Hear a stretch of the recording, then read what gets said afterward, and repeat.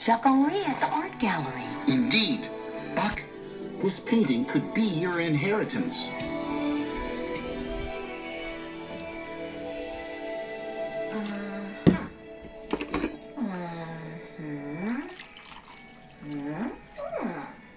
That's interesting.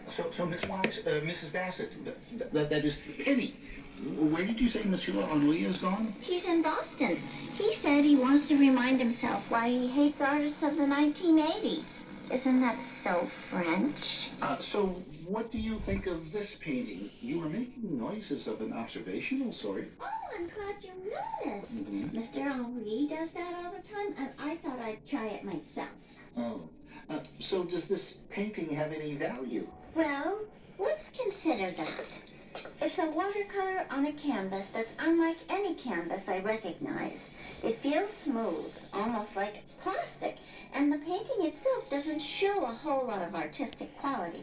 It's the kind of painting you'd hang up because you love the person who painted it. So what are you saying? It's worthless. But I think it's still important. Penny, what do you make of the woman sitting with her back to us? It's rude, for one thing. But it's interesting, too, because there's no reflection in the mirror. It's as if the artist really doesn't want us to see her face. Or the model doesn't. Maybe she's embarrassed to be in such a bad painting. Or perhaps she's hiding her identity from us. Or that. But I'm gonna stick with my theory. What do you make of the rocking chair and the hope chest? Nothing special about those except the initials BB carved into them both. Oh, I hadn't noticed. They're on the headboard of the rocking chair and in the wood beneath the lock on the hope chest.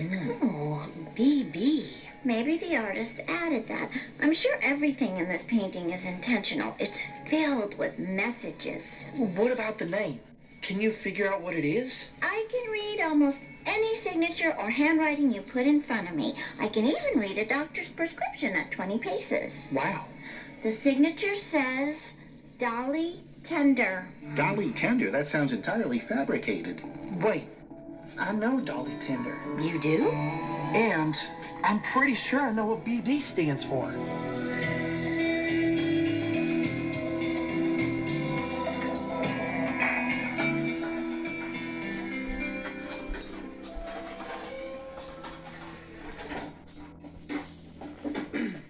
Howdy. Welcome to Hagler's. I can make you a deal on anything you see, and on things you don't. Huh. Like this baseball bat? You a player? Nah. I just like swinging the bats. You, picked up a few items at an auction in Millsburg. How did you know that? The auction company told me. I thought the buyers of those things are supposed to be confidential. Sometimes they are, sometimes they aren't. Depends on who's asking. Since you were asking, you got answers. I get it. You're a tough guy. Nah. Just a guy with a bat. Hey! Where's the hope chest? Are you nuts? Cut it out! That was a genuine 1947 American Standard Commode. Stop it! You're killing my profit margin. Then tell me where you took the hope chest. It's at an antique dealer for appraisal. Jason Whitaker's Antique Shop. Thanks. I think I'll keep this bat. Feels good in my hands.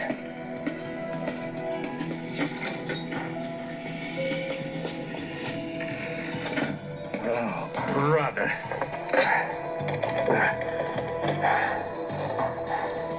Jason, yeah, I'm sorry for the trouble, but someone's on his way to see you.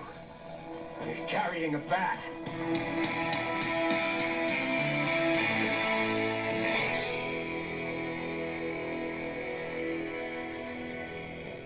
Want to contact us about the episodes you're hearing? Visit our website at adventuresinodyssey.com or talk to someone at Focus on the Family. Call 1-800-A-FAMILY with a parent's permission, of course. We always love hearing from you.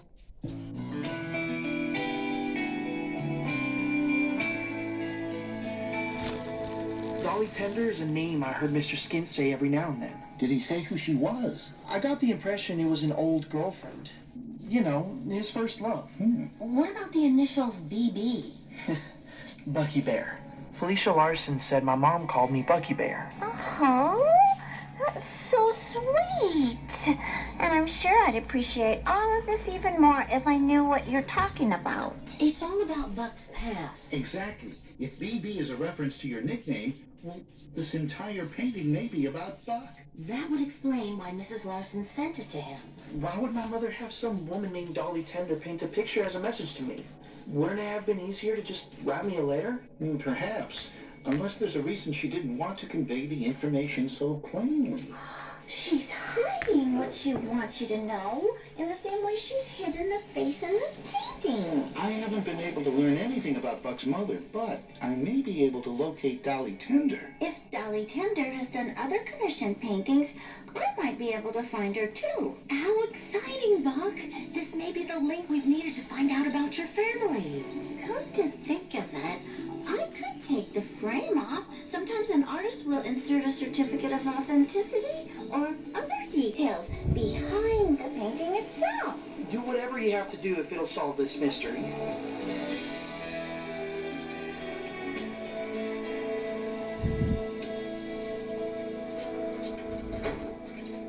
Good afternoon. Welcome to Triple J Antiques. Howdy. What can I do for you? I'm looking for an antique trunk kind of thing. I think my wife calls it a hope chest. Something for her birthday. Well, I don't have one for sale. That's one. Right behind the counter, isn't it? It isn't mine to sell. I'm appraising it for a customer. Well, maybe I can persuade you to sell it anyway. I can't. Me and Slugger here say you can. You and Slugger are wrong. We'll see about that. Did you call the cops for some reason? I didn't, but I'm sure Wally Hagler did.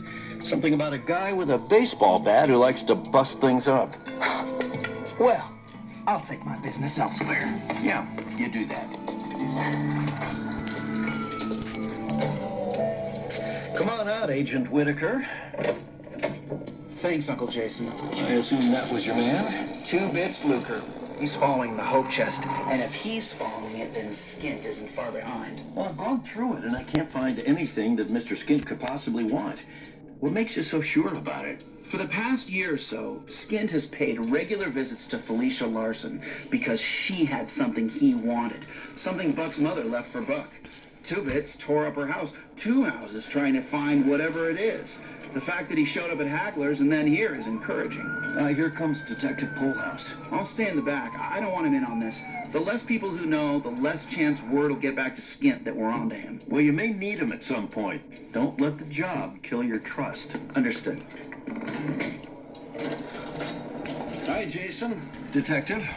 Did Babe Ruth damage anything? He heard the sirens before he had a chance. Thanks for coming. I assume Wally called you? Uh-huh.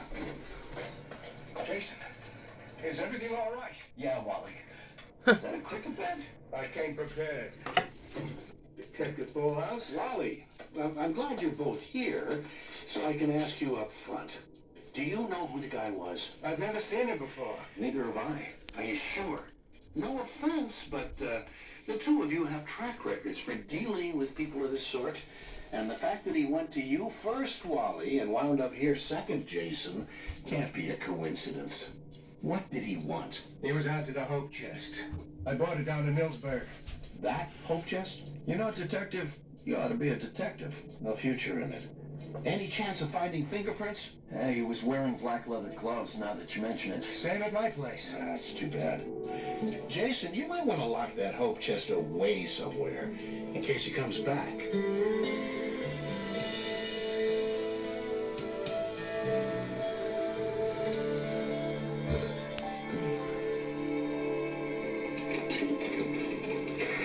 Okay, the back is off, and just as I thought, there's an envelope with some kind of paperwork.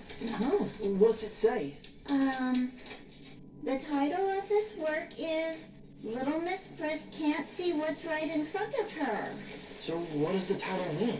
Little Miss Priss is an old Southern expression for a girl who likes to look at herself in the mirror a lot. One who thinks highly of herself. Now, the mirror is right in front of the woman. She can't see her reflection in it. Buck, if this painting is a message for you, Is it possible the mirror at home has something in it you're supposed to see? The mirror at home? It's the same as the mirror in the painting. Wow. This mystery is either fascinating or creepy. I'm not sure which. Well, in either case, I suggest we depart post-haste for home. And that mirror.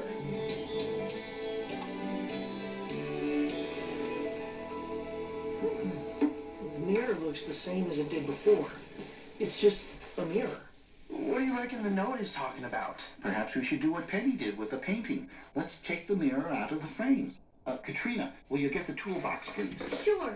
Buck, let's lie down flat and look at the back. All right.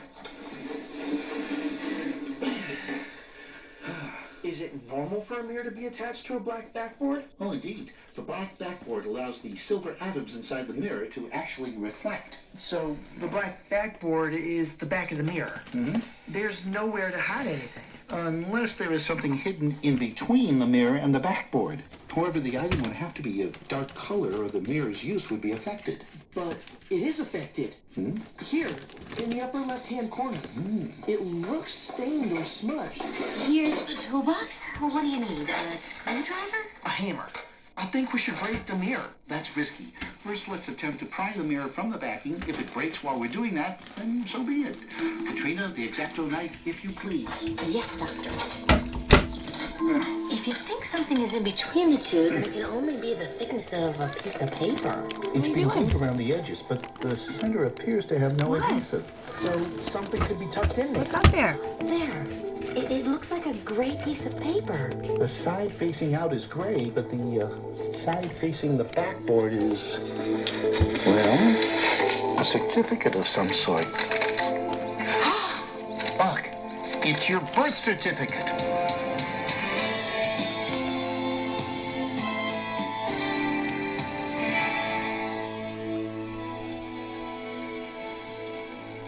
Buck has been searching for information about himself and his family for a long time, and it sounds like he might finally learn the truth about his past. But there's something Buck doesn't understand yet. While we all yearn to know about our earthly families, there's an even greater family we belong to as Christians. John